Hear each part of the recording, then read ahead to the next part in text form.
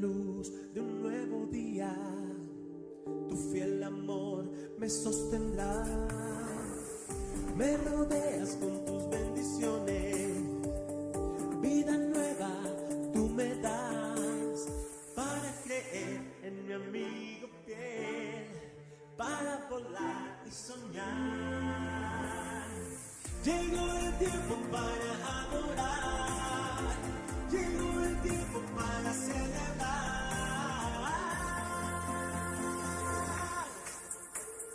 Ven, vamos juntos a Betel, adorar a nuestro Rey. Un lugar para ti, un lugar para todos.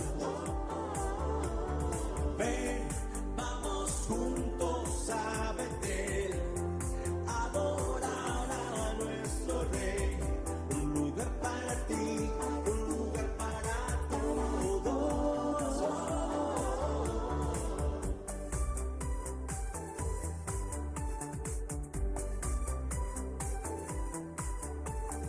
Dios les bendiga este día. Muy bien, vamos a ir a la palabra del Señor. Vamos a permitir que el Señor hable a nuestro corazón este día. Quiero invitarle a Romanos capítulo 7. Romanos capítulo 7. Vamos a leer versos 18 y 19. Romanos 7, versos 18 y 19.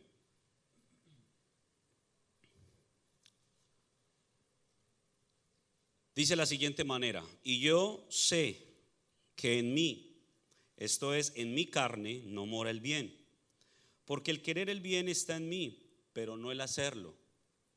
Porque no hago el bien que quiero, sino el mal que no quiero, eso hago. Mire lo que dice el 19: porque no hago el bien que quiero, sino el mal que no quiero hacer. 20. Y si hago lo que no quiero, ya no lo hago yo, sino el pecado que mora en mí. 21. Así que queriendo yo hacer ¿qué? Así que queriendo yo hacer el bien, hallo esta ley, que el mal está ¿en dónde? En mí. Vamos a orar. Padre, en el nombre de Jesús, presentamos este tiempo en tu presencia y oramos pidiéndote, Señor, tu dirección, tu voz, pero en primera medida que tu paz sea establecida en nuestros corazones este día, Señor. Que hoy, Dios, tu presencia se manifieste en cada uno de nosotros, abriendo y alumbrando los ojos de nuestro entendimiento para que podamos comprender tu palabra hoy. Señor, que nuestro espíritu esté dispuesto para ti, para recibir lo que tú has preparado como palabra, como pan para nosotros, alimentarnos espiritualmente. Permítenos comprender en toda la dimensión tu palabra, y que esta palabra pueda quedar sellada y atesorada en nuestro espíritu para que posteriormente podamos nosotros practicarla, vivirla, llevarla a nuestro comportamiento, el cual debe parecerse a Cristo. Hoy te damos a ti todo honor y toda gloria en Cristo Jesús. Amén y amén. Comenzamos entonces con estos versos 18 al 21, y Pablo está hablando durante todo ese capítulo 7, particularmente desde el verso 7 en adelante, acerca del pecado y de la relación del pecado y la ley. Hemos venido hablando durante las últimas semanas acerca de varios temas que cada uno de alguna manera nos van llevando en un proceso. La semana pasada hablábamos acerca de cómo nosotros necesitamos pelear una buena batalla. Y esa buena batalla, para poder que sea una buena batalla, empieza identificando nosotros quién es el verdadero enemigo.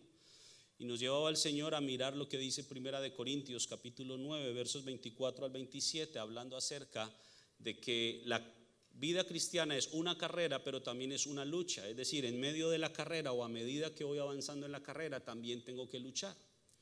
Y nos identificaba la palabra a través de Pablo que nuestra lucha es contra nosotros mismos, es decir, contra nuestra carne, porque es en nuestra carne en donde están los deseos y las pasiones que el enemigo usa para tentarnos.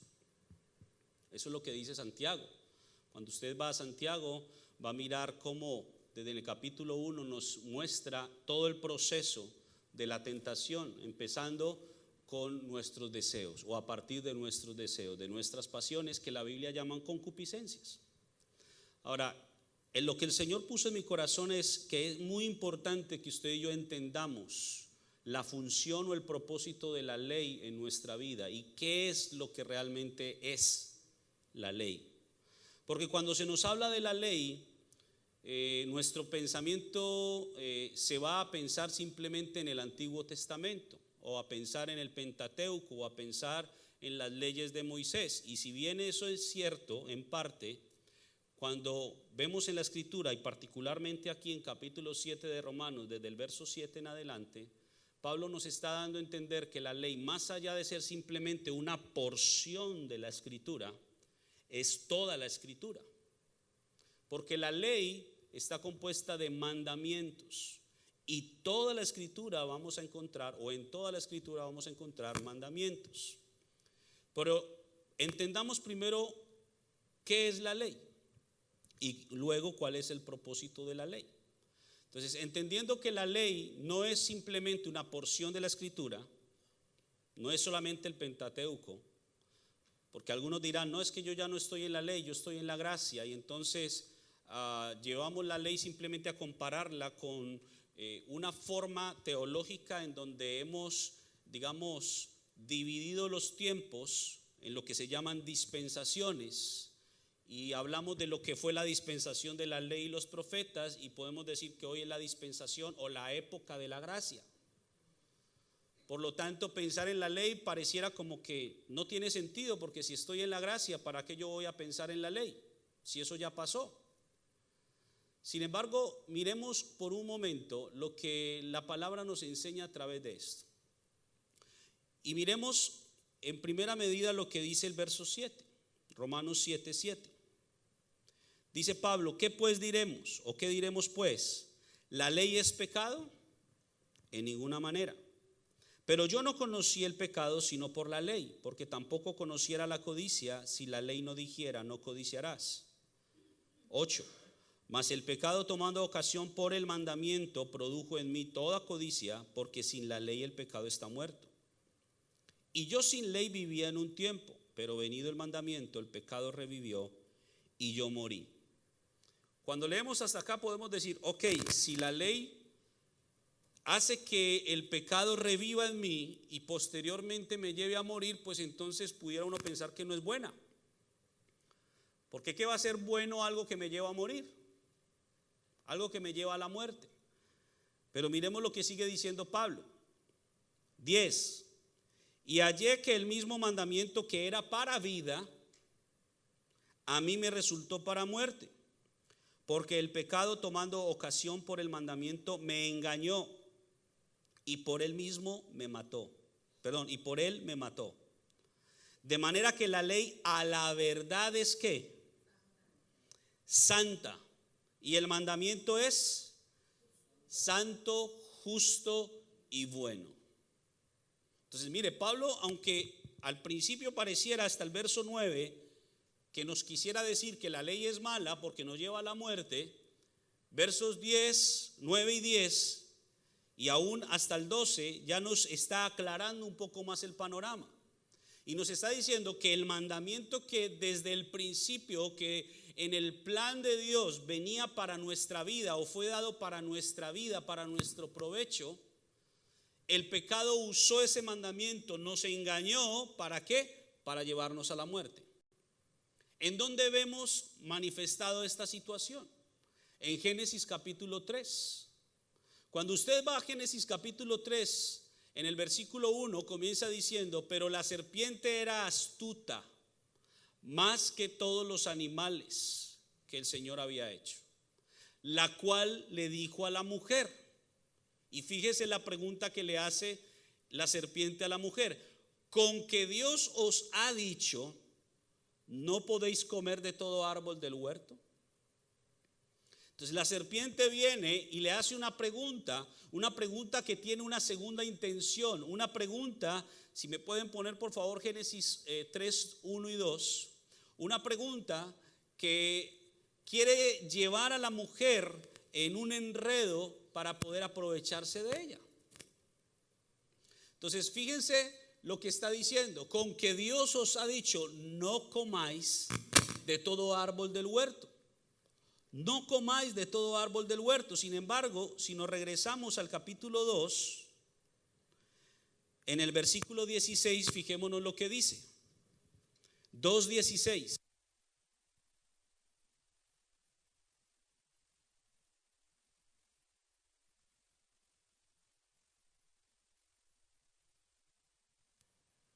Esto fue lo que Dios dijo originalmente. Mire lo que dice: y mandó Jehová Dios al hombre diciendo, ¿qué fue lo que dijo? De todo árbol del huerto podrás comer. ¿Qué fue lo que preguntó la serpiente? Con que Dios os ha dicho, no podéis comer de todo árbol del huerto. Es lo opuesto a lo que en realidad Dios dijo. Y cuando la serpiente viene con una pregunta desde el ámbito negativo o contrario al mandamiento de Dios, vino a tratar o a procurar engañar a la mujer. La mujer en la escritura, por supuesto, representa a la iglesia. Y hasta el día de hoy la serpiente, que representa un espíritu de engaño, pretende engañar a la iglesia, aún a través de la misma palabra. ¿Y cómo quiere engañarnos? Tergiversándola, torciéndola, llevándolo al contrario de lo que el Señor manifiesta. La serpiente le dijo: con que Dios os ha dicho, no podáis comer de todo árbol, o no comáis de todo árbol del huerto. Lo que Dios dijo es: de todo árbol del huerto podrás comer. Solo que en el 17 hizo una excepción. Entonces no es lo mismo decir no pueden comer de todo árbol a decir pueden comer de todos los árboles menos de este. ¿Y por qué no es lo mismo? Porque la mente lo procesa distinto. A ver, aterricémoslo a un caso cotidiano. ¿Qué pasa cuando usted le dice a un niño no haga, no toque? Cuando le decimos y empezamos con no, ellos quieren hacer lo contrario. Por naturaleza el ser humano quiere hacer lo contrario. Por eso la serpiente, que era astuta, viene con esta pregunta a la mujer para procurar engañarla, usando la misma palabra, usando el mismo mandamiento. Porque fíjense que en el 2:16, ¿qué fue lo que Dios dio? Un mandamiento. Dice, y mandó Jehová Dios al hombre. Eso es un mandamiento.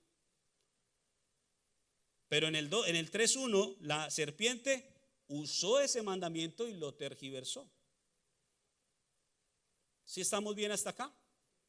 Ahora, ¿por qué veo esto o por qué lo llevo a esto? Porque lo que está diciendo Pablo en Romanos 7 es precisamente eso. Versículo 10. Y hallé que el mismo mandamiento que era para vida, ¿qué fue lo que Dios mandó? Pueden comer de todos los árboles menos de este. ¿Y por qué dijo eso Dios? ¿Porque quería matar al hombre? No, al contrario, quería la vida del hombre. Porque de todos los árboles que el Señor le dijo al hombre que podía comer, incluía el árbol de vida. Pero el árbol del que le dijo Dios, no debes comer de él, porque el día que de él comieres, ciertamente morirás. La serpiente tomó ese mandamiento, lo volteó, lo tergiversó para llevar al hombre a la muerte. Por eso dice Pablo, hallé que el mismo mandamiento que era para vida, a mí me resultó para muerte. 11. Porque el pecado, tomando ocasión por el mandamiento, me engañó y por él me mató. ¿Cuál fue el resultado entonces del engaño de la serpiente? La muerte. La muerte. ¿Qué es lo que dice Pablo a la iglesia de Corinto? Segunda de Corintios 11:3. Segunda de Corintios 11:3.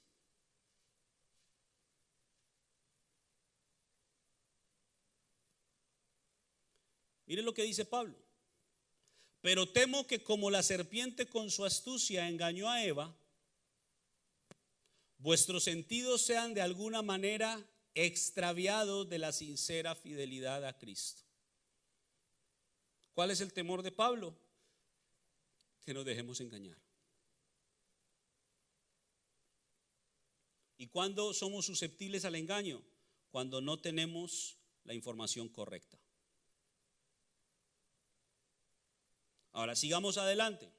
Entonces, Pablo concluye que la ley no es mala, que el mandamiento no es malo, sino al contrario, dice que el mandamiento es santo, justo y bueno, y la ley a la verdad es santa, porque la ley está compuesta de mandamientos. Si miramos literalmente la ley del Antiguo Testamento, son 613 mandamientos, los cuales hacen parte de lo que la Biblia llama justicia de la ley. 8:4 de Romanos. Romanos 8:4. Mire lo que dice: para que la justicia de la ley se cumpliese en nosotros, que no andamos conforme a la carne, sino conforme al Espíritu. Y miremos 3:21 también de Romanos. Porque aparte de la justicia de la ley, hay otra justicia, que Pablo la llama la justicia de Dios. Mire, pero ahora, aparte de la ley, se ha manifestado. ¿Qué es manifestar? Algo que estaba oculto se muestra, sale a la luz. Entonces la ley ya estaba, pero aparte de esa ley, dice, se ha manifestado la justicia de Dios, testificada por la misma ley y por los profetas. Entonces hay una justicia de la ley y hay una justicia de Dios. Cada una tiene sus mandamientos. La justicia de la ley, 613 mandamientos. La justicia de Dios tiene sus propios mandamientos. ¿Cuántos? No sabemos, porque encontramos muchos en la Escritura, pero hay muchos que aún pueden agregarse cuando buscamos la sabiduría de Dios y viene la revelación a nosotros. Dios nos va a empezar a dar mandamientos. Esos son los mandamientos de la justicia de Dios. Pero tanto la justicia de Dios como la justicia de la ley componen toda la justicia. ¿Qué dice el Salmo 119, 172? Salmo 119, 172.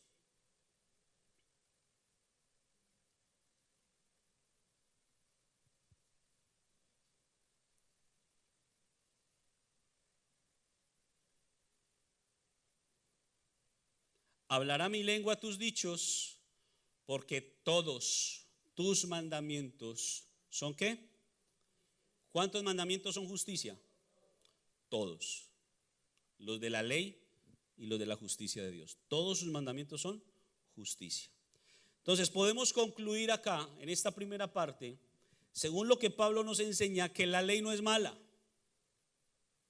La ley es buena y viene a cumplir un propósito, o un doble propósito más bien. Primero, la ley me viene a mostrar o a hacerme consciente del pecado. Porque si miramos lo primero que dice en el 7, dice, pero yo no conocí el pecado sino por la ley. Pues no conociera la codicia si la ley no me dijera, no codiciarás. Entonces, el propósito, y quiero acá hacer un énfasis grande, porque es muy importante que todos sepamos muy bien esto. El propósito de la ley es llevarnos a reconocer el pecado. Ese es el propósito de la ley. Pero hay un doble propósito. Cuando la ley nos lleva a reconocer el pecado, a darnos cuenta de que somos pecadores, como lo dice la misma palabra en Romanos, por cuanto todos pecaron y están destituidos de la gloria de Dios. El segundo propósito de la ley es que la ley nos lleva, siendo pecadores, confrontados con esa realidad, quiere decir que somos malhechores y el malhechor merece castigo. ¿Cuál era el castigo de un malhechor? La cruz. Por lo tanto, no podemos evitar el paso por la cruz. Todos nosotros tenemos que llegar a la cruz.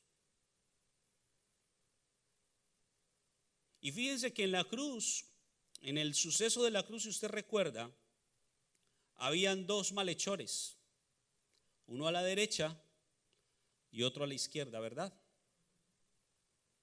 ¿Y qué pasó con estos dos malhechores? El de la izquierda increpaba a Jesús y le decía: si de verdad eres hijo de Dios, bájate y bájanos. Eso era lo que le decía, ¿sí o no? ¿Y qué le decía el de la derecha? Fíjese que el de la derecha dijo dos cosas. Primero, reprendió al otro.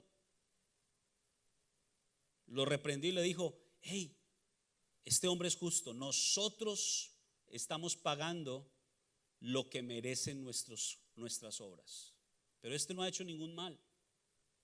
Lo primero que hizo el de la derecha, reprendió al otro y reconoció que él merecía o que ellos merecían estar ahí en la cruz. ¿Y qué fue lo segundo que hizo? Una petición. ¿Qué le dijo a Jesús? No le dijo a Jesús: bájamenos de aquí, líbrame de esta muerte. No, le dijo: acuérdate de mí cuando vengas en tu reino. Pregúntese, ¿quién le enseñó a este malhechor de la derecha que Jesús volvía?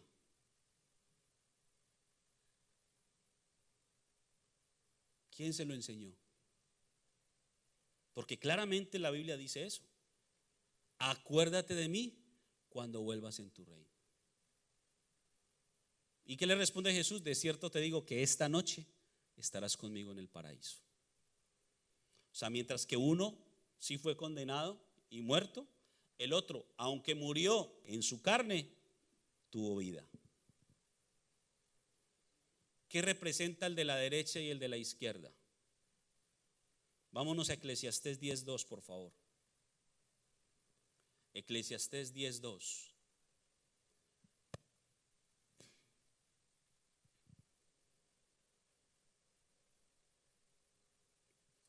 Perdóneme.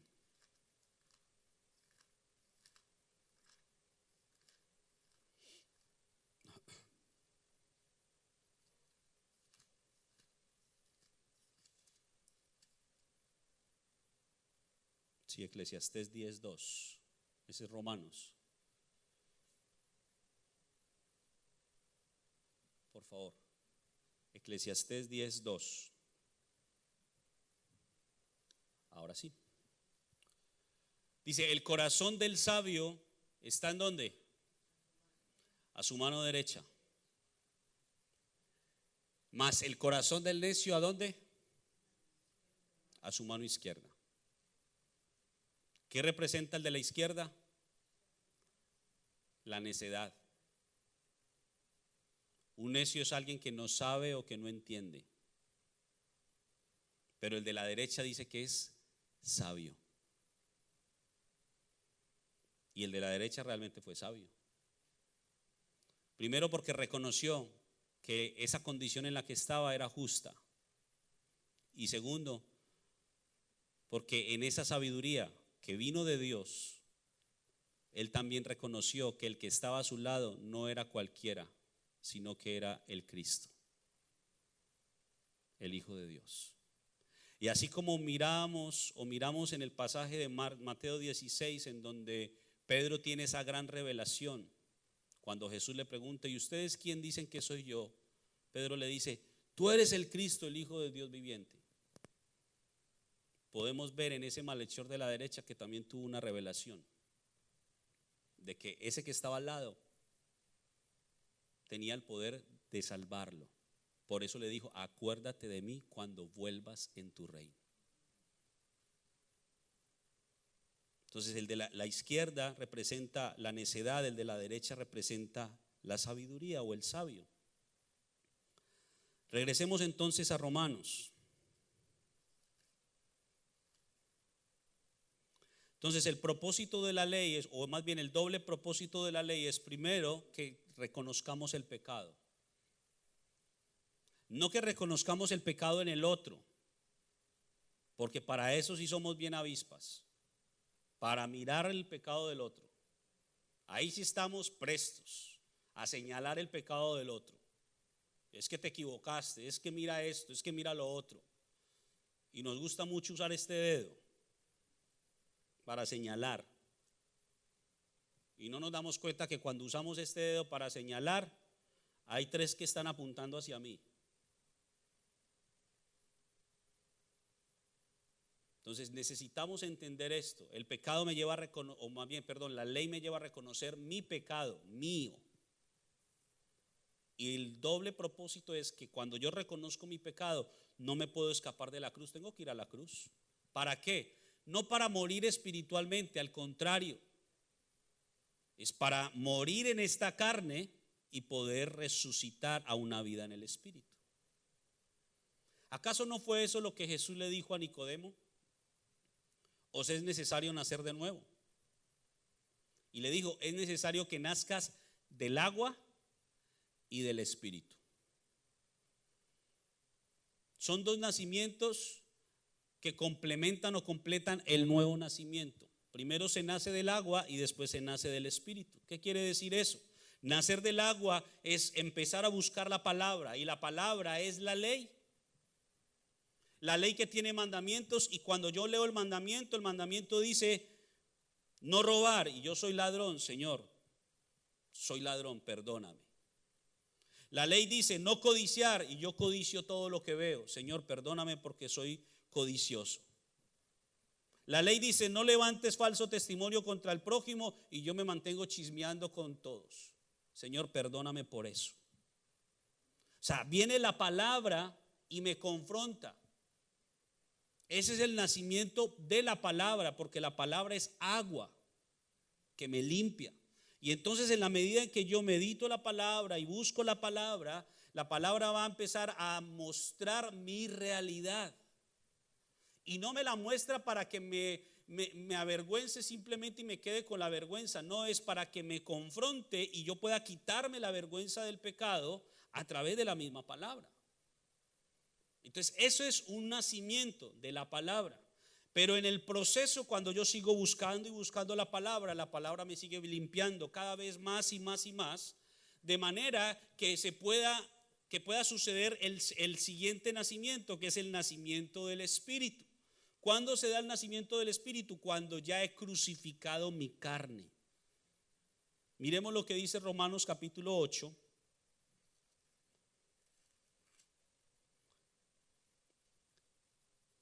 Versículos 5 y 6.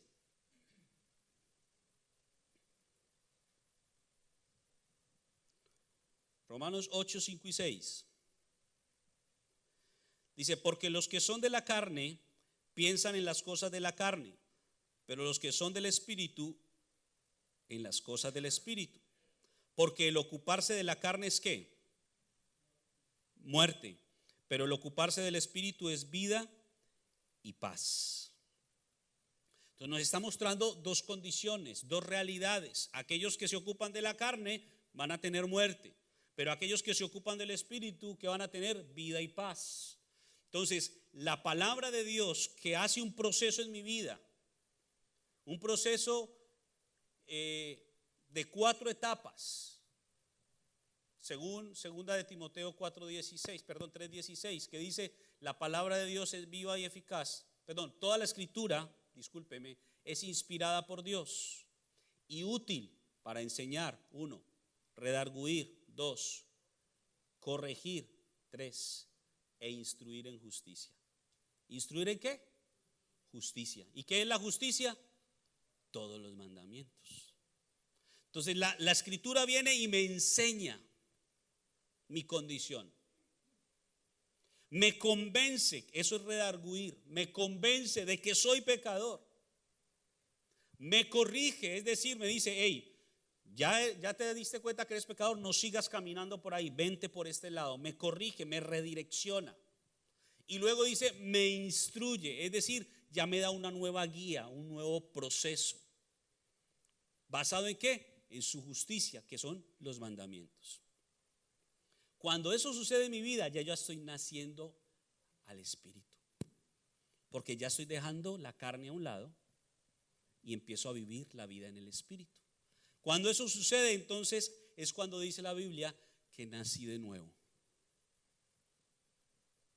Ahí es donde se cumple lo que dice 2 Corintios 5:17, de modo que si alguno está en Cristo, nueva criatura es. Las cosas viejas que dice pasaron, he aquí todas son hechas nuevas, porque ya no vivimos bajo el régimen de la carne, sino bajo el régimen del Espíritu. Ya no le damos gusto a la carne, ya le hacemos caso, obedecemos a la voz de Dios. Entonces eso es lo que hace la ley. Nos lleva a confrontarnos con el pecado, pero nos lleva a la cruz para que ahí en esa cruz la carne quede crucificada y muerta. Y entonces resucitemos a una nueva vida. Pablo lo decía así: con Cristo estoy juntamente crucificado. Y ya no vivo yo, mas Cristo vive en mí. Y lo que ahora vivo en la carne, lo vivo en la fe del Hijo de Dios. ¿Qué quiere decir? Que van a seguir viniendo tentaciones, van a seguir viniendo cosas que quieren llevarnos a que la carne vuelva a retomar el control, pero ya no es la carne la que domina, ya es el Espíritu el que domina. Y aunque estoy en la carne, no voy a vivir según la carne, voy a vivir según la fe del Hijo de Dios, que me dio ejemplo de la conducta que usted y yo debemos tener en esta tierra. Es Jesús el ejemplo perfecto para nosotros. Muy bien, sigamos avanzando. Entonces, ¿quedó claro el propósito de la ley? ¿Quedó claro? Bueno. Ahora miremos lo que dice la palabra en Mateo. Mateo capítulo 5, versículo 17. Mateo 5, 17. Mire lo que dice Jesús. Porque comencé diciendo, algunos piensan que la ley hace referencia solo a Moisés o a la ley de Moisés. Y aún muchos piensan que la ley ya no es parte o no debe ser parte de nuestra doctrina, sino que es la gracia. Pero mire lo que dice Jesús. No penséis que he venido para abrogar. ¿Qué es abrogar? Para hacer ineficaz o inactiva o ya terminada la ley. Dice, yo no he venido para abrogar la ley o para cambiarla. Dice, no he venido para abrogar, sino ¿para qué? Para cumplir. Es decir, que la ley se cumplió en Cristo. O sea, lo que acabamos de mirar, según lo que Pablo nos enseña, eso se cumplió en Cristo. Con una diferencia, que Cristo no era pecador. Cristo no era pecador. Y entonces esa es la diferencia que tenemos. Pero miremos lo que dice 2 Corintios 5:21. 2 Corintios 5:21.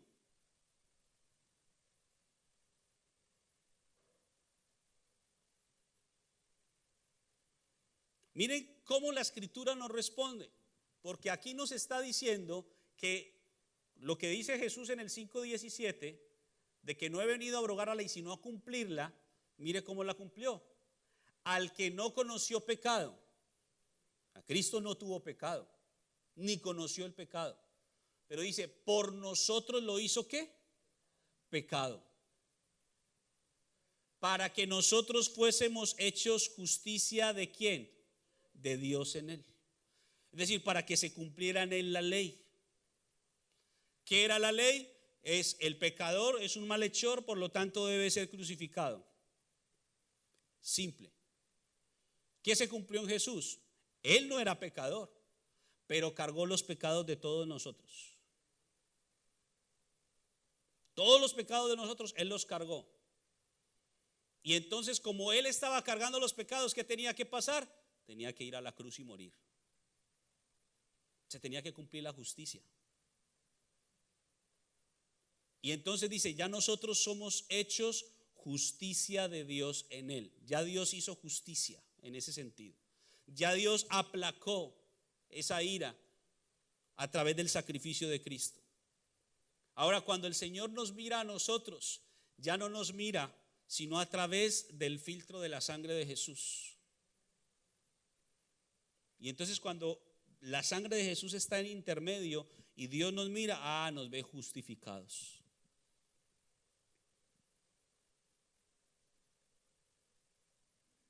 Justificados pues por la fe tenemos paz para con Dios. Entonces, eso fue lo que hizo Cristo. Cristo no vino a derogar la ley o a decirle a los discípulos y a todos los que pudo enseñar, ¿saben qué? Ya no tengan en cuenta la ley se acabó hasta aquí. No, Él vino a cumplir la ley. Entonces, entendamos esto, si Cristo es nuestro modelo a seguir y en Cristo se cumplió la ley, en nosotros también se tiene que cumplir. Lo que pasa es que la hemos malentendido y no es que se cumpla en que literalmente vamos a tener que ser crucificados y morir. Vuelvo a repetir, debemos ser crucificados en la carne, es decir, crucificar nosotros la carne, dejar de servir a la carne para que empecemos a servir a Dios. ¿Estamos bien? Entonces, entendiendo esto, que Jesús no vino a abrogar la ley, miremos lo que dice Mateo 5, pero ahora los versos 19. Mateo 5, 19.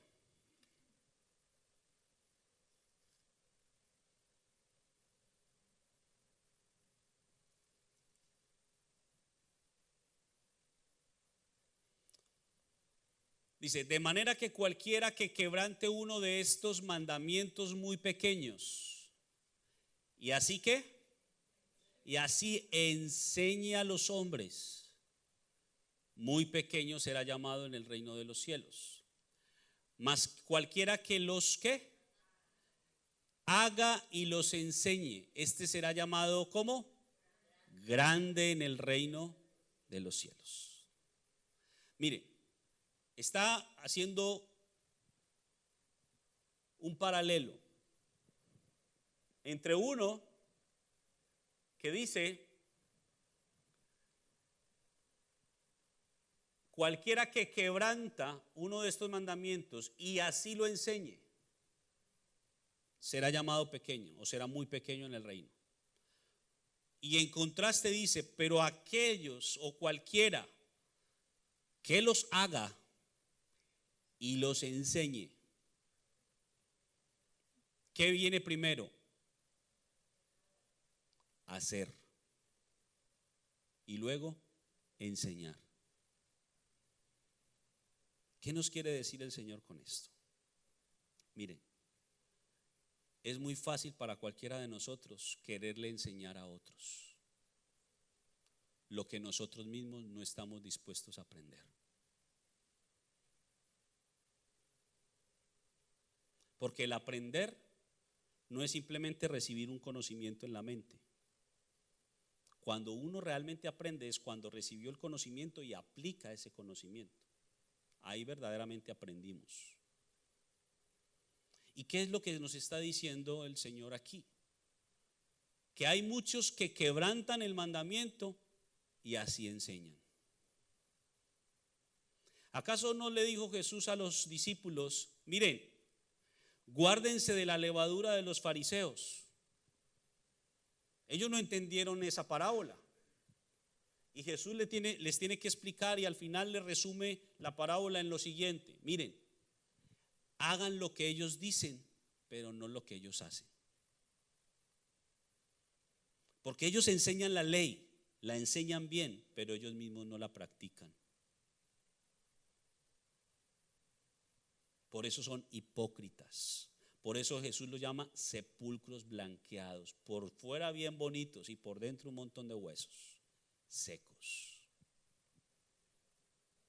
Entonces lo que la Escritura nos dice es: cualquiera que quebrante uno de los mandamientos y así lo enseña a los hombres será llamado pequeño. Pero por el contrario, cualquiera que los haga, es decir, los cumpla, los practique y así los enseñe también, será llamado grande. 20. Porque os digo que si vuestra ¿qué? Vuestra justicia. ¿Y qué es la justicia? Todos los mandamientos. Dice, si vuestra justicia no fuere mayor que la de los escribas y fariseos, no entraréis en el reino de los cielos. Eso es muy fuerte. Si nuestra justicia no es mayor que la de ellos, ¿quiénes eran los escribas y fariseos? Los que conocían la ley. Pero en los primeros en que la ley se hizo ineficaz porque ellos no permitieron que la ley actuara en sus vidas. Porque de nada sirve la ley si yo no dejo que la ley actúe en mí, cumpliendo ese doble propósito: confrontarme con el pecado y llevarme a crucificar mi carne. Y al llevarme a crucificar mi carne, ¿con quién me voy a encontrar en la cruz? Con Cristo. Y entonces en Cristo vamos a ser nuevas criaturas. Pero esa nueva criatura, ¿qué debe hacer? Las cosas nuevas. No las cosas que hacían los escribas y fariseos, que conociendo la ley tenían la cabeza bien grande porque la conocían toda, pero sus obras contradecían su conocimiento. Entonces acá no se trata de qué tanto sepamos, sino de qué tanto vivamos la palabra. Dios no nos va a juzgar por qué tanto conocimiento tengamos o adquiramos. Dios nos va a juzgar por lo que hicimos con el poco o mucho conocimiento que adquirimos. Porque al que más tiene, más se le demanda. Entonces fíjense, si nuestra justicia no es mayor que la de los escribas y fariseos, no entraremos en el reino de los cielos. Necesitamos nosotros entonces entender lo siguiente: primero se hace y después se enseña. Si Jesús es nuestro ejemplo, yo les pregunto, ¿creen que Jesús hizo eso? Jesús lo hizo.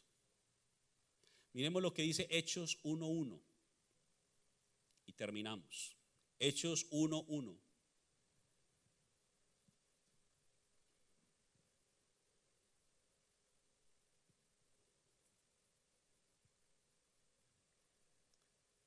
Está escribiendo Lucas. Lucas, que escribió por supuesto el Evangelio de Lucas, también escribió el libro de Hechos.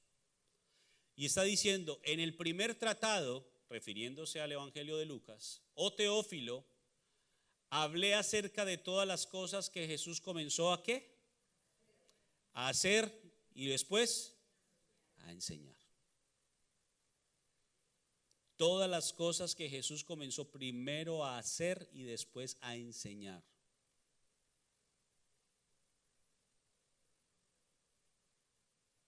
Dejemos de estarle mirando la paja al ojo del otro. Miremos primero la viga en nuestro propio ojo.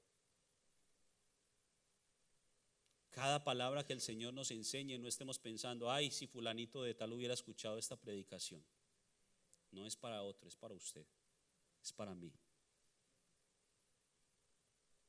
Yo no hablo esta palabra para usted, la hablo para mí. Y así como yo aprendo, yo espero y oro a Dios que usted también aprenda. Porque de nada me serviría a mí preparar un mensaje simplemente para enseñarle a usted si yo no estoy dispuesto a aprender de ese mismo mensaje. Jesús hacía y enseñaba. Lo primero es hacer. Mira, a Dios no le impresionamos con decirle: Señor, mira todos los discípulos que tengo, o mira toda la congregación que reúno. Señor, mira, no hay ni una silla desocupada hoy. Y el Señor: ay, qué impresión. Dios no se impresiona con eso. Dios está mirando primero mi corazón, y conforme a eso Él me va a pedir cuentas. Y segundo, está mirando el corazón de cada uno. A Dios no le impresionan los números. Dios viene y está mirando el corazón de todos los que yo llamo iglesia, a ver quién realmente es iglesia, a ver quién realmente es parte de su pueblo, a ver quién realmente está dispuesto a hacer diferente. Eso lo sabe solo Dios. Pero si usted viene a la congregación cada semana, o 2 veces por semana, o 3 veces por semana, o las veces que sea, que lo importante que usted busque es primero recibir una palabra que lo lleve a usted a hacer, a parecerse más a Cristo, a que su conducta cambie, para que sea una conducta conforme a Cristo. Si eso no sucede, le voy a decir lo siguiente con mucho pesar: estamos perdiendo el tiempo. Porque la vida cristiana no es hacer cultos cada domingo y lanzar gritos de júbilo y aplausos. La vida cristiana es un comportamiento que manifestamos en una carrera que se llama vida, en donde todos nos están mirando y quieren ver en nosotros algo diferente, que se manifiesten los verdaderos hijos de Dios. Por eso la buena batalla que usted y yo peleamos es contra nosotros mismos, contra nuestra carne, que nos quiere jalar lejos de Dios. Pero el Señor ha dispuesto para nosotros todos los recursos del cielo para que usted y yo dejemos la carne a un lado y vivamos en el Espíritu. Fácil no lo es, pero posible sí es. Si Cristo pudo, yo también puedo. Terminemos con Filipenses 4:13. Filipenses 4, verso 13.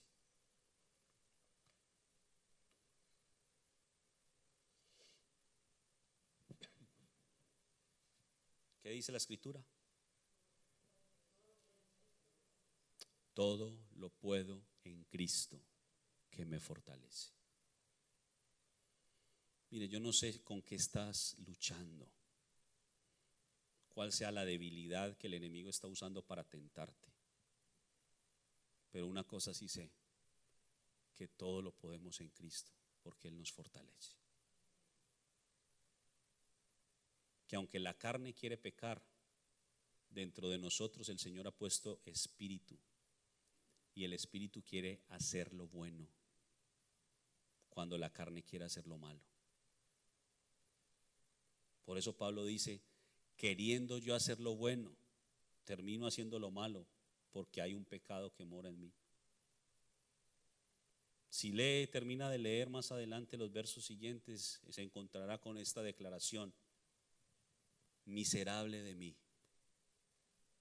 ¿quién me librará de este cuerpo de muerte? Pero él mismo responde: pero gracias a Dios por Cristo,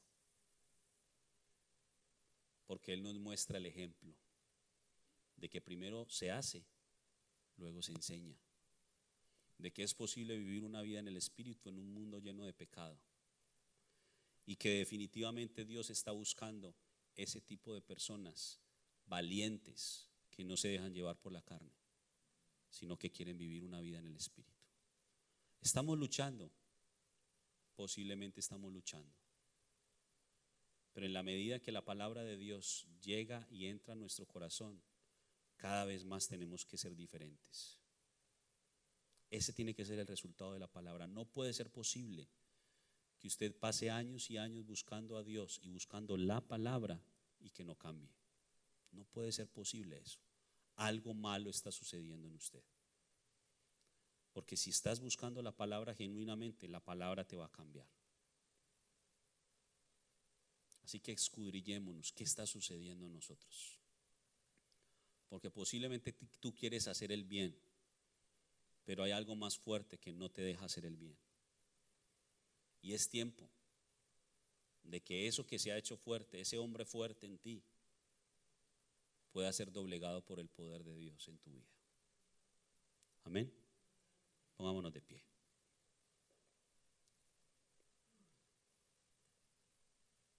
Señor, te damos gracias por este tiempo. Te adoramos y te bendecimos y te damos todo el honor y toda la gloria. Gracias, Señor, por concedernos este tiempo y por hablarnos a través de tu palabra. Señor, llévanos a entenderla completamente. Que podamos, Señor, registrarla y atesorarla en nuestro espíritu. Atesorarla, Señor, en lo más profundo de nuestro ser.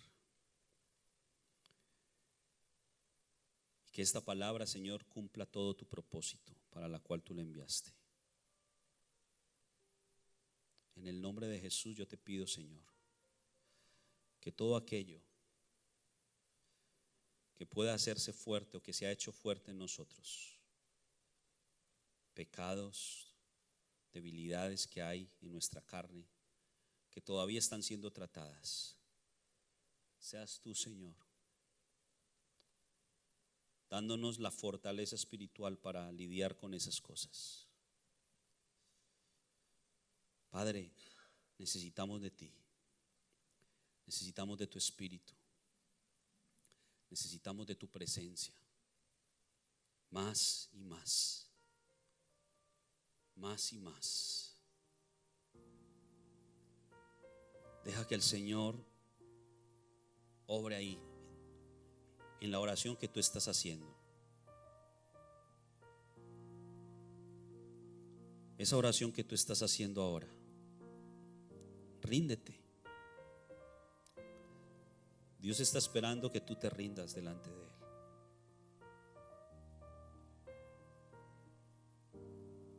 Que dejes de luchar contra Dios para que luches contra el pecado.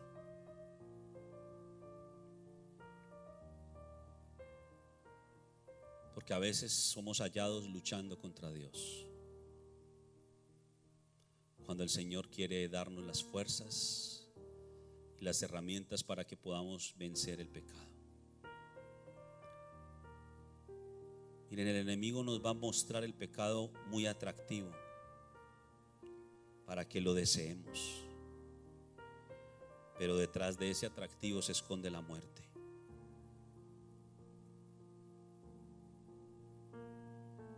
Es por eso que en esta hora el Señor ha traído una palabra que nos confronta.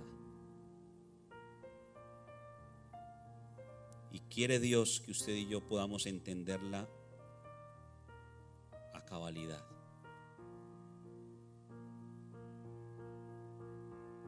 Gracias, Dios. Más. Que tu espíritu fluya más en medio de nosotros.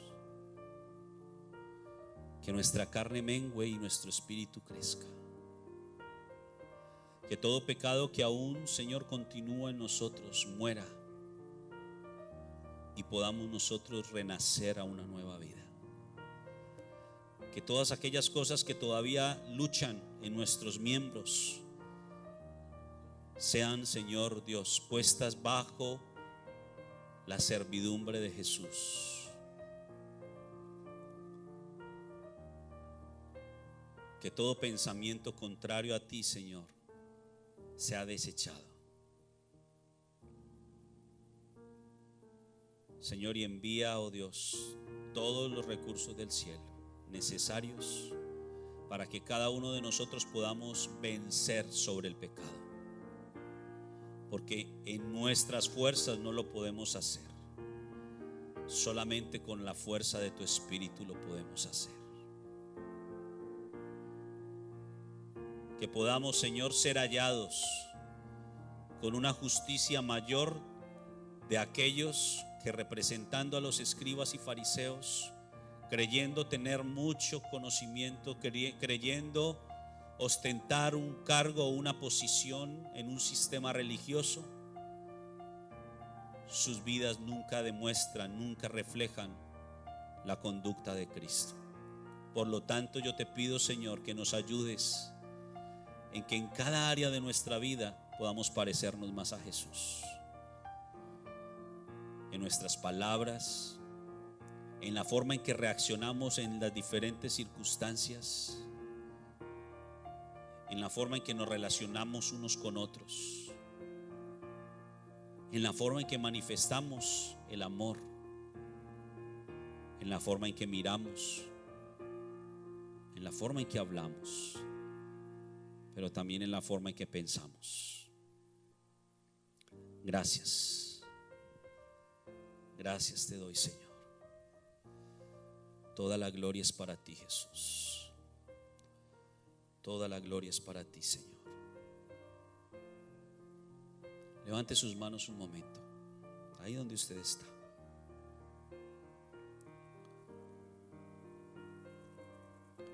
Dile, ahí en tus propias palabras, pero dile: Señor, yo declaro mi impotencia delante de ti. Me declaro impotente. He querido luchar en mis propias fuerzas y no he logrado nada. Señor, pero hoy yo entiendo que no es en mis fuerzas, que no soy yo, eres tú en mí. Que lo que depende de mí es exponerme a tu palabra, buscar tu palabra, meditar tu palabra, y que tú te encargas de hacer la obra en mi vida mientras yo me encargo de buscarte todos los días. Así que no voy a descuidar mi verdadero trabajo, el cual es buscarte. No voy a descuidar lo que tú me has encargado, Señor, que es meditar en tu palabra de día y de noche, para que entonces mi camino pueda ser prosperado y todo me salga bien, para que pueda encontrar la sabiduría la cual me conducirá a la vida. Señor, que todo pecado, que toda debilidad en mi carne no gane ventaja sobre mí, sino que tu Espíritu Santo, Señor, me dé las fuerzas que necesito para vencer el pecado en mi carne. Y ya no solamente querer hacer el bien, sino hacerlo. Y luego de hacerlo, también poder enseñar a otros a que hagan lo mismo. Hoy te doy muchas gracias en el nombre de Jesús. Amén.